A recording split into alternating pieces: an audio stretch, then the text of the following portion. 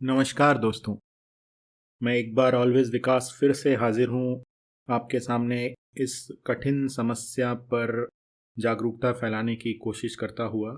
इस छोटे से सफ़र में मैंने ये महसूस किया है कि इस विषय पर बहुत ही कम लोग कुछ भी बोलना चाहते हैं। मैं अपना कमेंट सेक्शन वगैरह सब चेक करता हूँ, तो वहाँ कोई प्रतिक्रिया कहीं नहीं मिलती है। तो दोस्तों, मैं समझ सकता हूँ कि जिस विषय को सुनने के लिए इतना कलेजा चाहिए, उस मुद्दे को सहने के लिए कितना बड़ा दिल चाहिए होगा।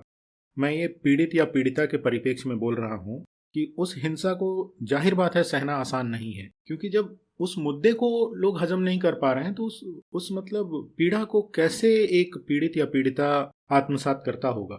या फिर दूसरा, ये सोचा जाए या ये अंदाजा लगाया जाए कि पीड़ित के साथ या पीड़िता के साथ जो भी होता है वो उसे जिंदगी का एक आम हिस्सा मान चुके हैं कि ये डेली की बात है, ये हर दिन की कहानी है। तो ऐसी स्थिति में फिर ज़्यादा कुछ उम्मीद रह नहीं जाती सुधार की। जब आप स्वीकार ही कर लेते हैं समस्या को, उसको अपना भाग्य मान लेते हैं, तो फिर आगे कोई कुछ नहीं कर सकता। और दूसरा, मैं ये कहना चाहूँगा कि ये जो घरेलू हिंसा होती है, डोमेस्टिक अब्यूज़ होता है, अगर इसका डे वन विरोध नहीं किया जाता तो ये बढ़ता ही जाना है। जैसे कि आपको याद होगा कि एक फिल्म आई थी तापसी पन्नू जी की, थप्पड़। उसमें अपने पति द्वारा पहला थप्पड़ खाने पर ही इतना जोरदार विरोध कर दिया तापसी जी ने कि वो बात कहाँ से कहाँ पहुंच गई आप सब जानते होंगे। पर यहाँ कई लोग ऐसे हैं जिनको पहला थप्पड़ मिला अत्याचारी के द्वारा, तो उन्होंने कोई प्रश्न नहीं किया। उन्होंने शायद ये सोच लिया कि मुझ में ही कोई गलती थी इसलिए थप्पड़ पड़ गया, या फिर दूसरा कि थप्पड़ तो हर वैवाहिक संबंधों में पड़ते ही हैं, तो ये कोई नई बात नहीं हो गई।